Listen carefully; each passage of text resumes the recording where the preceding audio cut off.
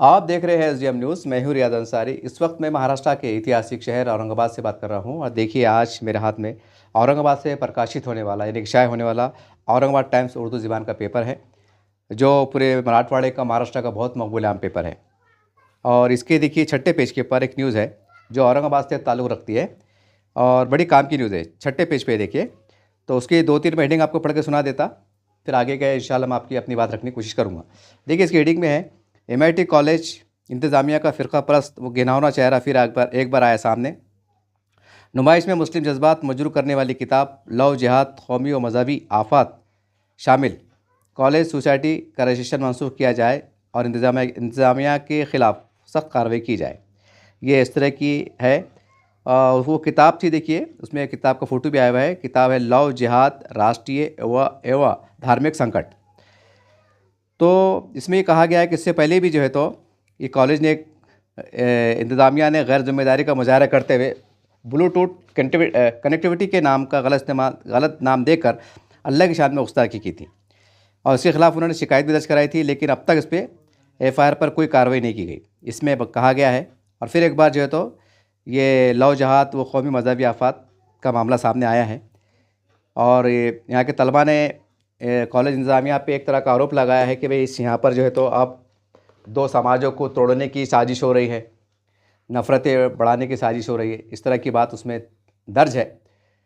तो इसको लेकर मैं हमारे जो मुसलमानों के ज़िम्मेदारान हैं, सियासी लीडरान हैं ख़ास करके और मजहबी लीडरान हैं, इनसे भी गुजारिश करूँगा कि देखिए अब ये छोटे छोटे वाक़यात या तो होते रहेंगे और आप निवेदन देते रहेंगे। आप निवेदन देते रहो और चंद मुट्ठी भर लोग, फ़िरका परस्त लोग इस तरह की हरकतें करते रहेंगे तो और ये सिलसिला यहाँ से बढ़ने ही वाला है, ये कम होने वाला नहीं है।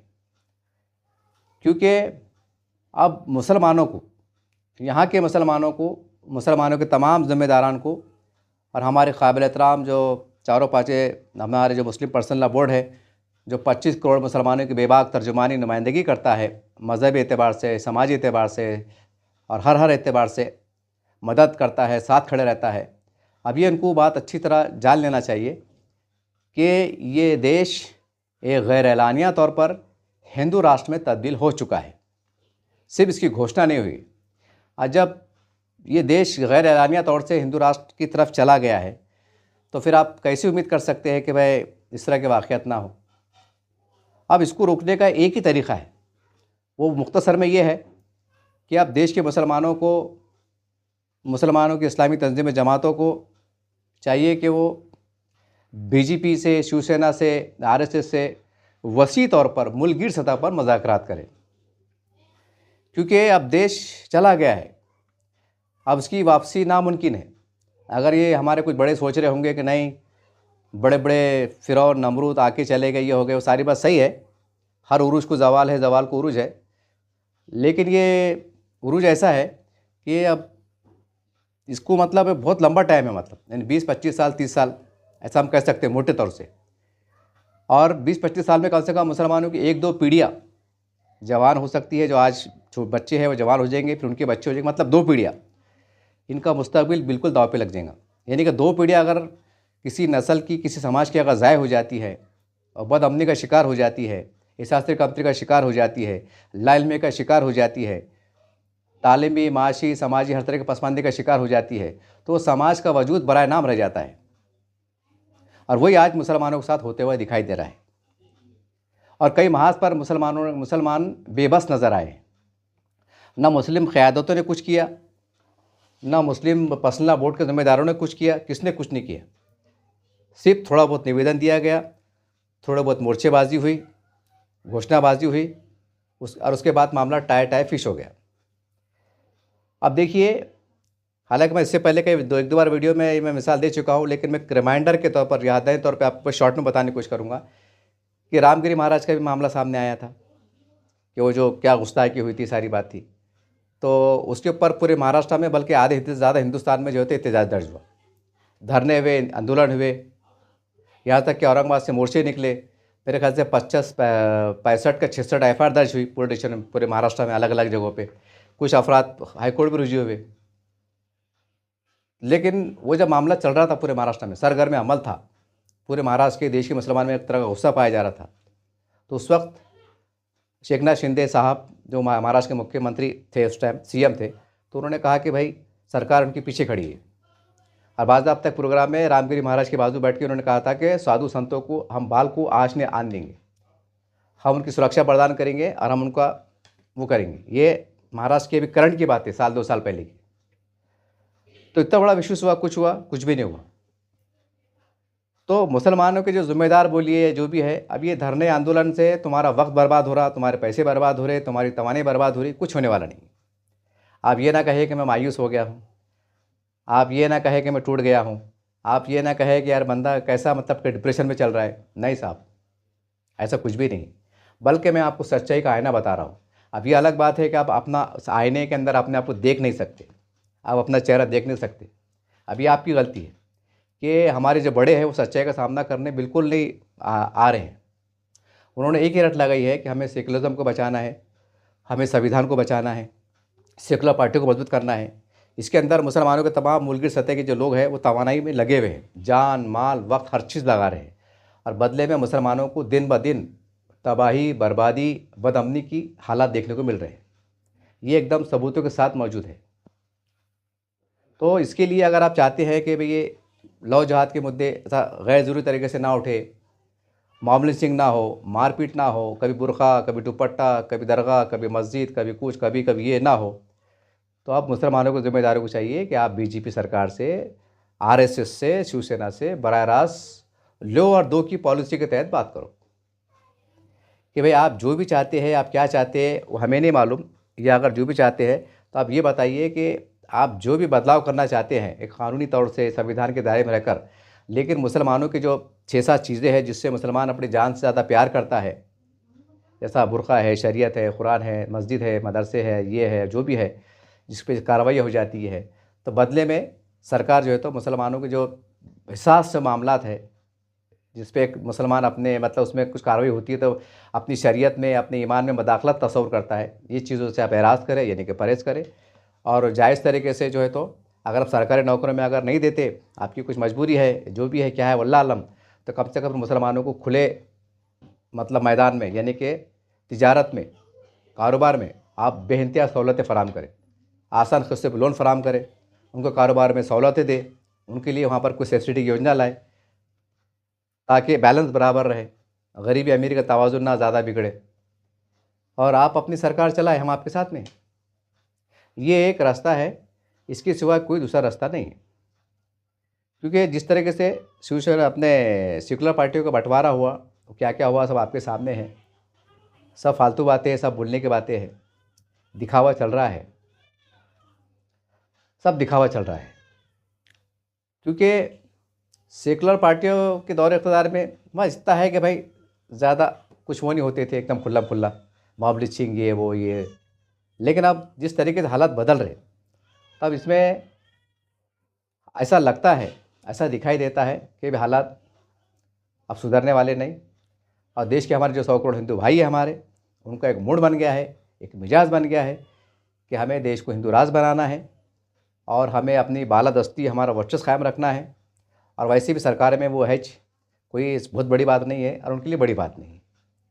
अगर देश का मुसलमान ये चाहता है कि हमारे साथ नाइंसाफ़ी ना हो, जातीयवाद ना हो और कुछ झगड़े लफड़े बड़े ना करे, तो आप ये तो ज़ाहिर है कि जो मुट्ठी भर जो ताकतें हैं, जो सरगर्म रास्तों पे आ जाती है, धरने मोर्चे निकालते हैं, अभी कौन करता है, कैसे करता है, ये सबको मालूम, पूरी दुनिया को मालूम, आपको मालूम, सरकारों को मालूम, प्रशासन को मालूम। लेकिन कार्रवाई क्यों नहीं होती है? जैसा रामगिरी महाराज के ऊपर के एफआईआर दर्ज हुई थी, तो कोई पेपर में या टीवी स्क्रीन पे देखने में आया कि रामगिरी महाराज को 5 मिनट के लिए जो है तो अदालत में बुलाया गया, या 5 मिनट के लिए उनको जो है तो प्रोटेक्शन में तलब किया गया कि महाराज ज़रा, हो सकता है आपने जो भी अनजाने में, जाने अनजाने में बोल दिए होंगे, लेकिन थोड़ा एहतियात कीजिए क्योंकि हमारे पास लोकतंत्र है, लोकशाही है, इसलिए ऐसा कुछ प्यार मोहब्बत से उनका आदर सम्मान करते हुए उनको ऐसा कुछ स्क्रीन पे फ़ोटो आया, नहीं आया।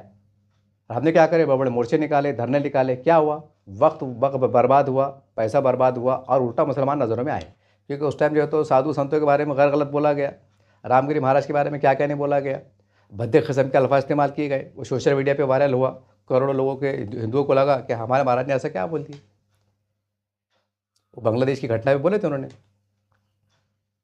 तो बहरहाल वहाँ भी जो है तो मुसलमानों ने एकदम जो ज़िम्मेदार है, उन्होंने भी वहाँ पर उन्होंने अक्लमंदी का मुजाहरा नहीं किया। जबकि रामगिरी महाराज ने ये भी बोले थे एक प्रेस से बात करते हुए, वो आज भी जो है तो नेशनल मीडिया पे मौजूद है, कि एक पत्रकार ने सवाल किया था कि भाई आपके बारे में ऐसा-ऐसा कहा जा रहा है कि मुसलमान नाराज़ है, एफआईआर दर्ज कराने वाले, आपके साथ केस दायर करने वाले, इसके ऊपर आप क्या कहेंगे? तो उन्होंने रामगिरी महाराज ने कहा था कि भाई मैंने कुछ गलत नहीं कहा, मैंने वो ज़ाकिर नायक है और जो इस्लामी किताब है, कोई उनके मज़हबी जो उनके उलमाए दीन है, समझो धर्म गुरु है, उनके कुछ बयानात को मैंने पढ़ा था, उसके पस मंज़र में मैंने बयान दिया। अगर मैंने कुछ गलत बयान दिया होगा तो भाई मेरी इस्लाह कर दें आप। तो उस टाइम बड़ा अच्छा मौका था कि हम सरला पेड़ जाके जो है तो तमाम ज़िम्मेदारान जाके उनसे हम खैर जगाली मुलाकात करते। जैसा हम साधु संतों को बुलाते ईद त्योहार के मौके पे कि आओ भाई ईद मिलन प्रोग्राम में, हम खुद जाते। जब इतना बड़ा रामगिरी महाराज ऑफ़र दे रहे थे कि आओ मेरे को समझाओ भाई क्या हमारे कैसा गलत बोला, तो हम नहीं गए। इत्तेफाक से उसके बाद विधानसभा चुनाव आ गए। फिर मामला वो दब गया, वो दबा तो आज तक दबा। बोलने का मतलब ये है कि अब आपके धरने, आपके मोर्चे, आपका वक़्त ज़ाय होने वाला है, आपका कीमती वक़्त ज़ाय होने वाला है। और ये मामला 20-30 साल चला, समझो आज जो बच्चा पैदा हुआ, चाहे लड़की हो लड़का हो, ये पूरी नस्ल तबाह होने वाली है। क्योंकि कशमकश चलती रहेंगी तो आपके साथ नाइंसाफ़ी होती रहेंगी।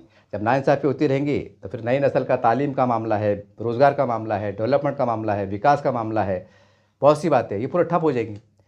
और इसमें से जो चंद मुसलमानों के जो गिने चुने 10-12 लीडर है, कोई राज्य सतह पे है, कुछ देश सतह पे है, इनकी मज़ा होंगी, ये वाह वाह करेंगे, इनके करोड़पति अरबपति बनेंगे, इनके बेटे डॉक्टर कलेक्टर बनेंगे। और मुसलमान जो है तो वही अपना भंगार बेच रहे, ये कर रहे, वो कर रहे, पान टेपरे चला रहे, उसमें रहेंगे।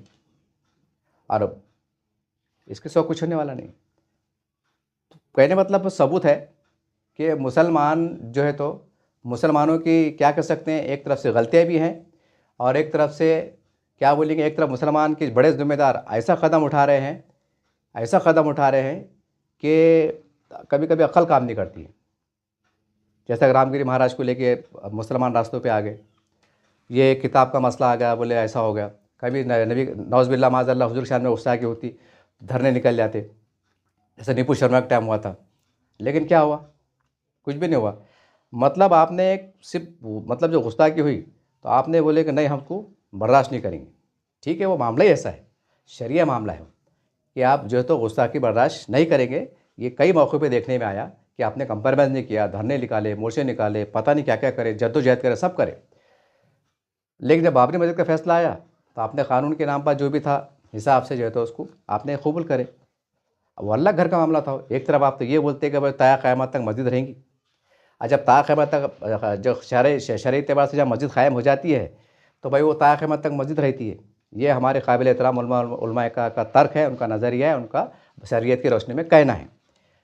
और जब आपकी नज़र में वो मस्जिद ही रहने वाली है तो फिर आपने दूसरी तरफ जो है तो कानून की दुहाई देकर, सुप्रीम कोर्ट की कानून की दुहाई देकर, उसका एहतराम कर कर वो फ़ैसले को सर आँखों पर रखा। और वहाँ पर ठीक है बोले हम फ़ैसले कबूल करते हैं। तो फ़ैसले को कबूल करते हैं, चाहे नाराज़ होके, दिल तोड़ के, खून में आँखों में आँसू लेके, जैसे भी आपने कबूल करे। तो कबूल का मतलब तो ये हुआ ना कि हाँ भाई आप वहाँ पर मंदिर बना लो। साफ़-सुथरे मतलब ये लिखा रहा उसका कि भाई आपने मंदिर बनाने की एक तरह की मुल्की सतह पे जो है तो अमन अमान तरीके से इजाज़त दी थी कानून के ज़रिए से। तो आप माने बात को, आप माने ना बात को। ये हालाँकि इससे पहले वीडियो में बता चुका मैं, एक और रिमाइंडर कर दे रहा मैं आपको। हमारे पास अभी 2-4 साल पहले बकरीद का त्यौहार गुजरा। सरकार अकीदशी और साथ में आ गए थे। मुसलमानों को बोला गया कि भाई तुम्हारी बकरीद को आगे पीछे कर लो, हमारा बड़ा मुक़द्दस त्यौहार आ रहा। मुसलमानों के ज़िम्मेदारों ने बम्बई मीटिंग की और जो है तो ये पहले दिन का जो अफ़ज़ल दिन था कुर्बानी का, उसको मुसलमानों ने कैंसल कर दिया। अब कहीं हुई नहीं हुई बात की छोड़ दो, लेकिन कैंसल करा। यानी इतना बड़ा अल्लाह का वो मामला है, तो वहाँ आपने जो है तो कंप्रोमाइज़ किया। क्यों? तो बोले हमारे हिंदू बिरादरान वतन के, हमारा आस्था का ख़्याल है कि भाई वो उनका दिल ना दुखे। ये मामला थे। 12 रबीउल का बीच में भी आया था, अभी साल 2 साल पहले की बात है शायद ये। फिर बम्बई मीटिंग हुई कि बोले क्या करते हैं, बोले भाई काम करेंगे भाई, उस दिन शिव जयंती भी आ रही थी। एक काम करेंगे, बोले 2 दिन के बाद हम जुलूस निकालेंगे 12 अफ़ात का। फिर मुसलमानों ने तय करे कि भाई हम 2 दिन के बाद निकालेंगे नबी सल्लल्लाहु अलैहि वसल्लम का जश्न विलादत। वहाँ वो हो गया। तो और बहुत सी आप ये वक्फ बोर्ड का मसला है, पहले आपने इनकार करे, फिर बाद में कबूल कर लिए। ये नहीं कि मतलब इतने बड़े बड़े फैसले आप कबूल कर रहे, तो अब ये किताब छपना, ये होना, अभी किसने कुछ बोल देना, अभी ये आम बात हो गई है।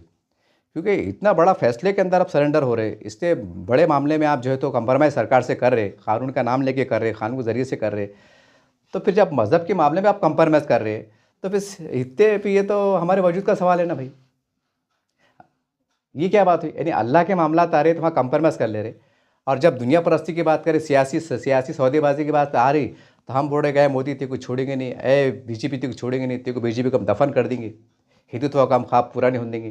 तो अजीब बात हो रही। जो बड़े बड़े शरई मसले हैं वहाँ पर आप बिल्कुल हिकमत के साथ काम कर रहे हैं, हिंदू भाइयों का दिलजोई कर रहे हैं, सरकार की हाँ में हाँ मिला रहे, सरकार के नज़रिए पे काम कर रहे एक अच्छे अंदाज से, मतलब माहौल को वो माहौल को देखते हुए।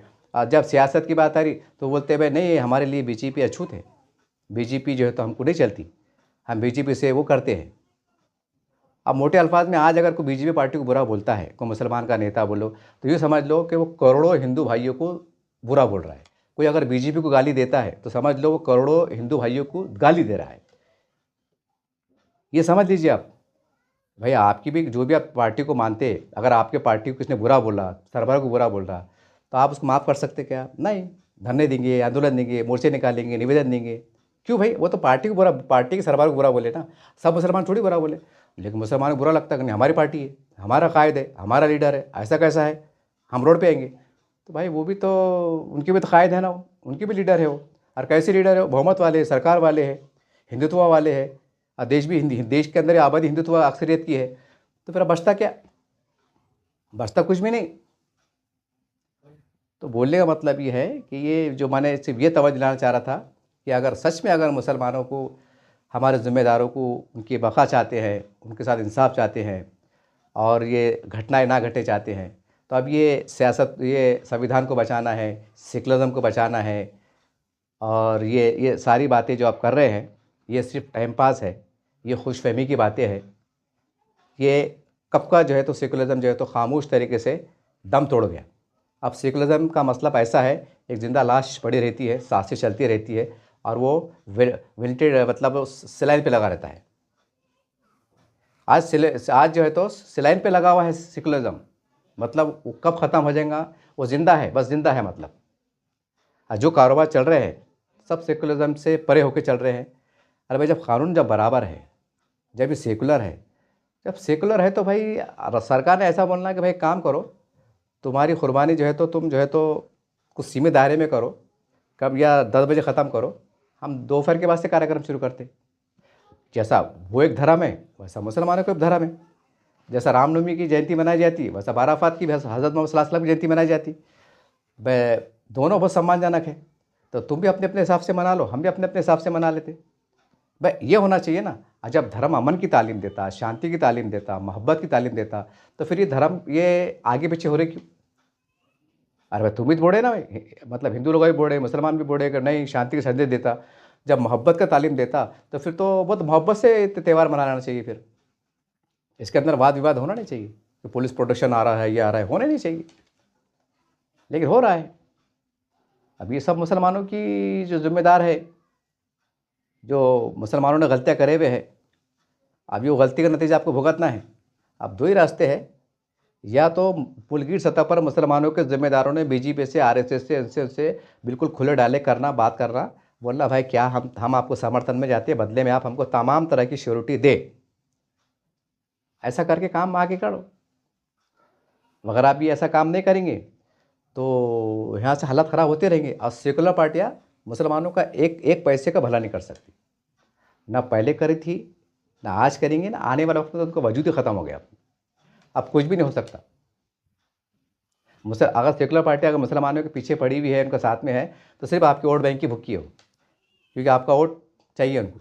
अब वो आपके वोट से वो भी ज़िंदा है, मतलब वो अपनी ज़िंदगी की लड़ाई लड़ रहे हैं, मुसलमानों की लड़ाई नहीं लड़ रहे। सिर्फ बयानबाजी, ड्रामेबाजी चल रही है। मुसलमानों को इंसाफ कब देना? जब सरकारों में थे तो जब 5% के आरक्षण नहीं दिए, अब तो विपक्ष में है, और विपक्ष में इतनी बुरी हालत में है कि कोई पूछने वाला नहीं है, इतने बुरे हाल में है। तो अब क्या है फिर मुसलमानों का? तो बहरहाल ये वक्त आ गया है कि मुसलमानों के ज़िम्मेदारान पूरे खुले जहन के साथ जो है तो अपने आप को तैयार रखे, अपने आप को तैयार करे। और कोई हैरत की बात नहीं है, शायद कुछ लोगों को मेरी बात बुरी लगेगी, ये यार आदमी बुज़दिली की बात कर रहा, ये आदमी डराने की बात कर रहा। अब देखो मैं आपको एक इंटरनेशनल मिसाल देता, हालांकि ये वो मामला अलग है, हिंदुस्तान का अपना दाखिली मामला अलग है।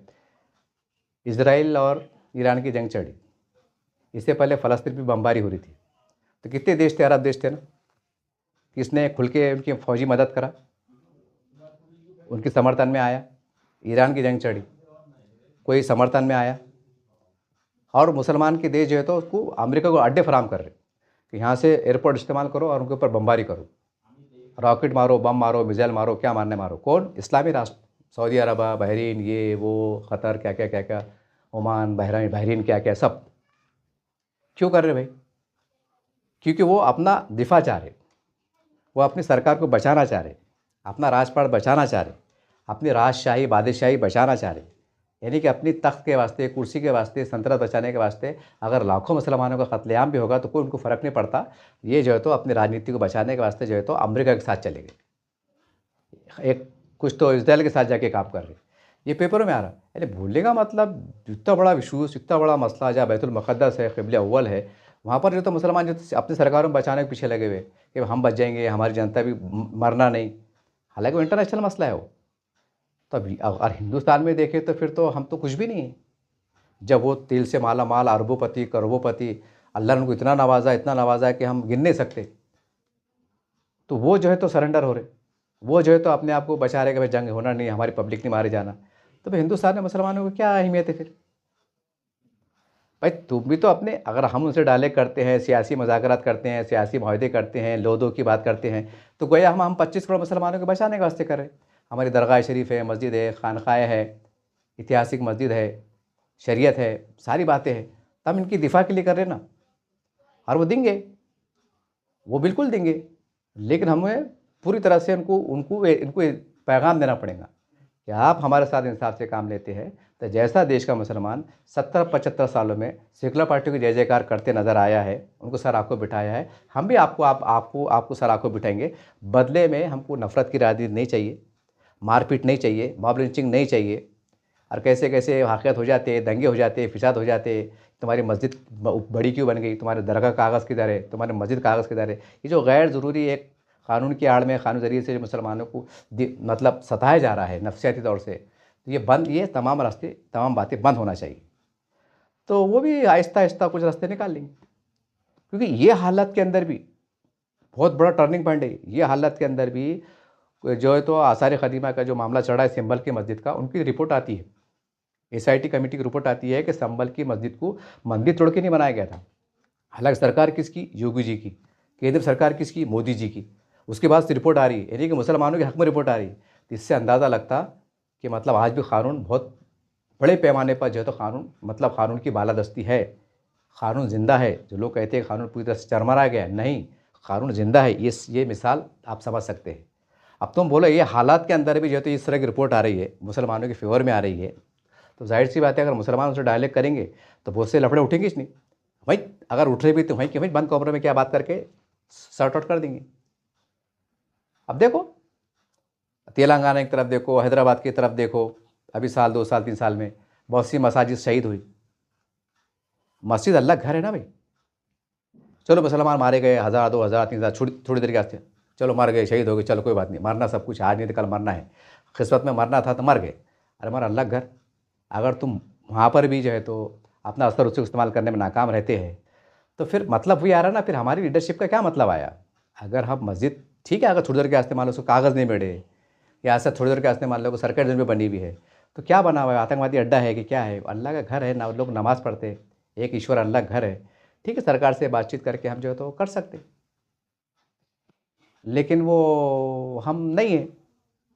हम जो है तो बीजेपी के उसमें है कि बीजेपी को हम ख़त्म करना है। और उसमें सोने पर सुहागा ये है कि जो मुसलमान नुमा पार्टियाँ देश के अंदर उभर रही है, तो वो भी जो है तो बीजेपी को निशाने पर रख रहे हैं।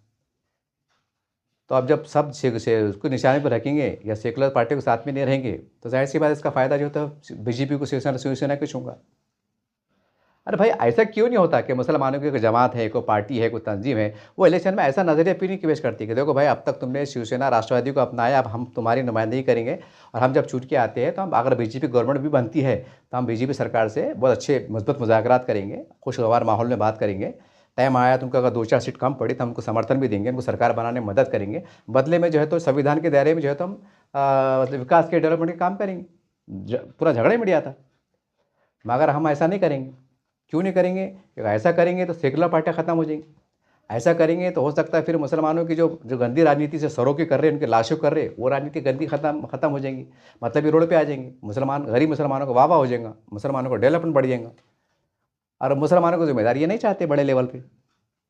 जब उनको मालूम है कि हमारी गलतियों से मुसलमानों का, ख़ासकर हिंदुस्तान के मुसलमानों का अजीम नुकसान हो रहा है, लेकिन वो बड़े मुसलमान जाए भाड़ में, हमारे सीटा बढ़ना, हमारी पार्टी बढ़ना, हमारे आमदार बढ़ना, हमारे खासदार बढ़ना। मुसलमान अगर 1,000 के 10,000 मर गए तो हमको चलता है, क्योंकि वैसा आबादी बहुत बढ़ गई। आबादी पहले बढ़ी हुई है, अगर कम हो जाएंगे तो और भी अच्छी बात है। ऐसी तो हमारे चंद मुसलमान के लीडरों की मानसिकता बनी हुई है कि उनके बयान से दंगे होने का डर रहता, फिसाद का डर रहता, उनको कोई खौफ नहीं आता। वो अनप-शनप बोलते जा रहे हैं, अनप-शनप मामला चल रहा है। और ख़ास बात ये है कि मुसलमान भी उनकी जय-जयकार करते नज़र आ रहा है, मुसलमान के साथ जाते हुए नज़र आ रहा है। तो अब ये अलमिया है, यानी मुसलमानों के साथ जो हो रहा है तो इसके खुद पूरे टोटल मुसलमान ज़िम्मेदार है और चंद मुसलमान के लीडर ज़िम्मेदार है। इसमें ना भाजपा ज़िम्मेदार है, ना आरएसएस ज़िम्मेदार है, कुछ नहीं, क्योंकि मौका आपने फराहम किया ना। अरे भाई, भगवान राम के बारे में बुरा-भला किसने बोला? सीता माता के बारे में बुरा-भला किसने बोला? हमको नान खली में बहुत अच्छा लगता, उसके बगैर सालन में मज़ा नहीं आता, ये किसने बोला? बीजेपी को हम दफ़न कर देंगे, उनका हुक्का पानी कर जो है तो बंद कर देंगे। ये कौन सी मज़हबी शख्सियत ने बोली? अब ये जब इतनी बातें चलेंगी, तब करोड़ों हिंदू हैं ना, वो बर्दाश्त करेंगे क्या वो? वो क्यों बर्दाश्त करेंगे? मौका तुमने फराहम किया। तुम अगर ये बोलते हैं कि देखो भाई कोई मसला नहीं है, हम जो है तो बीजेपी के साथ भी चल लेंगे, हम सेना के साथ भी चल लेंगे, हमको कोई नहीं, हमारा हिंदुस्तान में कोई दुश्मन नहीं है। अगर हमारे बड़े-बड़े ज़िम्मेदारों ने अगर ये फ़ैसला ले लिए और ये बोले कि देखो भाई, जहाँ हिंदुस्तान में आप रह रहे हैं, जहाँ आपको ठीक लगे आप वहाँ पर जाइए, खाली हिंदू मुसलमान की बात मत कीजिए, नफ़रत की बात मत कीजिए, अपने-अपने नज़रिए के हिसाब से, राज्यों के हिसाब से, ज़िला जाति के हिसाब से, महल्ले जाति के हिसाब से, देहात के हिसाब से आप अपने फ़ैसले करो और मिल-जुल के रहो। और ये गलती बिल्कुल मत करो कि भाई हिंदुत्व की कुछ के खिलाफ बोलो या गैर ज़रूरी बात करो, कि जिस ऐसी बात भी मत करो स्टेट से कि हिंदू भाइयों के दिल आज़ारी हो, मत करो। तो खुद अमन-अमान हो जाता, देश में कोई दंगे नहीं होंगे, भड़केंगे नहीं, ना मामले सिंह होंगे, कुछ भी नहीं होंगे। लेकिन वो हम खुद ऐसी हरकतें कर रहे हैं। अब बंगाल में देख लो, हुमायूँ साहब ने बोले कि नहीं, वो हमको जो है तो बाबरी मस्जिद बनाने की है। अब बाबरी मस्जिद 6 दिसंबर के टाइम में जो है तो उसकी संगीन बुनियाद रखी जा रही। अब मुसलमान जो है तो सरों पे ईंटें ला रहे, पत्थरे ला रहे, फटे हुए कपड़े आँख में है, चंदा हो रहा, कोई 100 की नोट डाला, कोई 500 की नोट डाला, वो ढेर सारे पैसे जम रहे, लाखों रुपए जमा हो रहे, 60 करोड़ का, कितने उसका करोड़ का उसका ऐलान हुआ कि भाई ये इसका बजट 2 साल में इतना है। अब करोड़ों रुपए मुसलमान दे रहे, घर में खाने को नहीं है, इस घर सीधे धड़ से स्कूल नहीं है, सरकारी कमीशन रिपोर्ट आ रही कि मुसलमान तालीम मैदान में बिछड़ के रह गया, तो उनको वो शऊर नहीं कि हम यूनिवर्सिटी कायम करेंगे, स्कूल बनाएंगे, हॉस्पिटल बनाएंगे गरीब मुसलमानों की बस्ती में, ताकि उनको इलाज की सहूलत मिले। लेकिन नहीं, हम बाबरी मस्जिद बनाएंगे, बाबरी मस्जिद करेंगे और देश के मुसलमानों को खपाएंगे। क्या होगा? बस 10-20 सीटें आ जाएंगी, वहाँ पर बीजेपी की सरकार बन जाएंगी, मामला आपके जैसे भी चलेगा, फिर हिंदू मुसलमान चलते रहो। यानी 20 सीट ले लो, 20 आमदार ले लो और करोड़ों मुसलमानों का सियासी सौदा कर लो। तुम मज़े में रहो और बाकी हम मुसलमानों को हम कैसा करना कानून के नाम पर, जैसा औरंगाबाद में जैसा एक झलक देखने को मिली रमज़ान में कि भाई फुटपाथ पे कैसे आए, कानून काम कर रहा ना। तुम्हारा डंडा कैसा ऊपर गया, वो तुम फुट कैसा निकाले, तुम्हारा चबूतरा ऊपर रोड पे कैसा आया, अभी चल रहा है। अब कानून अपना काम कर रहा है भाई। अब कानून की अगर जद में आ गए तो कानून काम कर रहा है। फिर वो सरकार ने बोली कि भाई तुम मज़ा ले लो, तुम आमदार बन जाओ, खासदार बन जाओ और फर्स्ट क्लास इंग्लैंड बरतानिया फर्स्ट क्लास घूमो, तुम्हारे बंगले में रहो, ऐश करो, तुम्हारे बच्चों को डॉक्टर बनाओ और बाकी मुसलमानों को अब कैसे संभालना है हमारे हिसाब से हम संभाल लेते। और तुम जो है तो बाजू सरक जाओ, और तुम अगर बीच में आएंगे एड़े चाले करेंगे तुम्हारे पे भी कार्रवाई होंगी। ये पेपर में छप रहा है, पेपर में छप रहा नहीं, ये दिख रहा ना, खुल्लम खुल्ला इतना दिख रहा ना। अब इतना खुल्लम खुल्ला दिख रहा तो क्या पहले सरकारें नहीं थी, कि पहले कानून कायदे नहीं थे, कि पहले कुछ नहीं था, अब इश क्यों हो रहा? सब हम जिम्मेदार है। हम ऐसी हरकतें कर रहे, खाए पिया कुछ नहीं, गिलास थोड़ा बारह ने, तो भुगतो और भुगतो। एक दिन ऐसा आएगा, एक दिन ऐसा आएगा कि जब पूरी तरह से पार्टियाँ ख़त्म हो जाएंगी, जब कुछ नहीं बचेगा तो फिर क्या करेंगे? कल को अगर ये 2034-35 के बाद जो है तो इसके बाद जो है कहीं हिंदू राष्ट्र डिक्लेयर हो गया तो मुसलमान क्या करेंगे?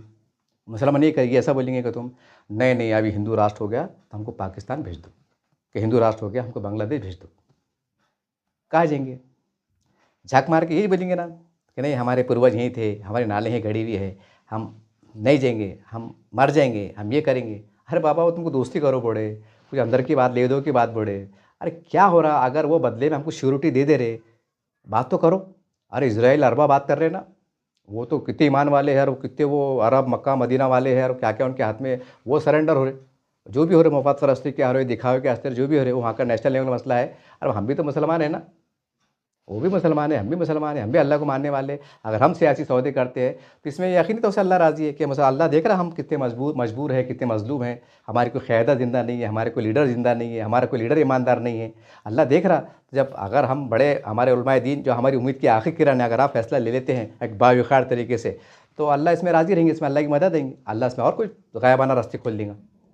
लेकिन हम बोलेंगे कि नहीं, ये फ़िरक़ापरस्त चेहरे है, ये फ़िरक़ापरस्त पार्टियाँ है, और हमारे इक़्तिदार में वो है ना, सरकार में वो है ना, पार्लियामेंट में वो है ना, कानून बनाने वाले वो, तरमीम करने वाले वो कानून बनाते जा रहे हैं, तुम जो है तो कबूल करते जा रहे हैं।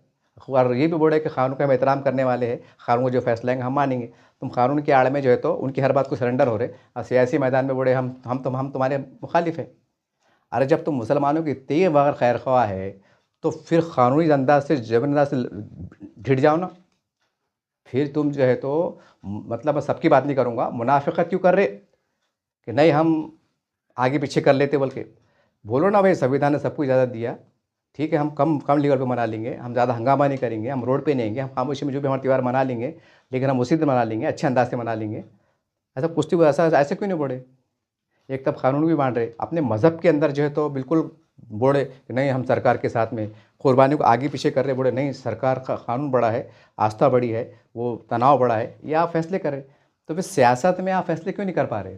इसके अंदर वही फिर सियासी मफादात, कारोबारी मफादात, तिजारती मफादात जुड़े हुए हैं ना। क्योंकि इनको गालियाँ देते बीजेपी को तो तुम कोर्ट मिलते हैं।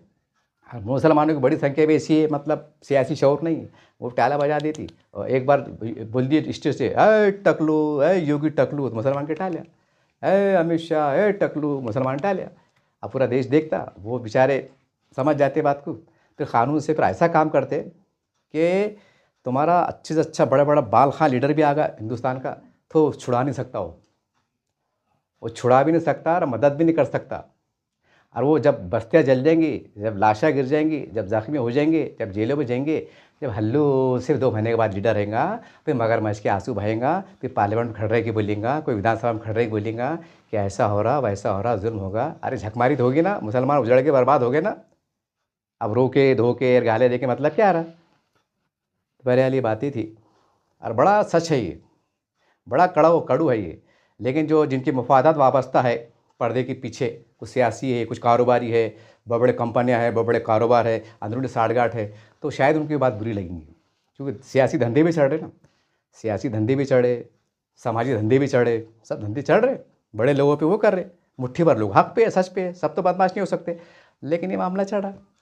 अब देखो भाई, आप हम तो बोल दे रहे, दिल पे पत्थर रख के बोल दे रहे, और ऐसा सच का आईना पेश कर रहे, तो मानो या मत मानो, आज भले तुम मेरे को कुछ भी बुरा वाला बोल देंगे, लेकिन 5 साल के बाद छक मार के मानना पड़ेगा। बोलेंगे क्या यार, अंसारी ने बोला था एक बार, अपन उसको दीवाना पागल समझे थे, लेकिन हो यार साला, ना हमारा लीडर काम में आ रहा, ना कोई काम में आ रहा, और जो बोले हमको सरेंडर होना पड़ रहा, कानून के ज़रिए से काम हो रहा, और झक मार के हमको मानना पड़ रहा। अब हमारी ना सरकार मदद कर रही, ना हमारे लीडर मदद कर रहे। ये आपको 5 साल के बाद, 10 साल के बाद तस्वीर साफ होगी। इंशाअल्लाह ज़िंदगी बाकी रहे कभी, तो फिर ये बात मैं आपको ज़रूर याद दिलाऊँगा। देखते रहिए आप S D M news channel. जय हिंद, जय महाराष्ट्र।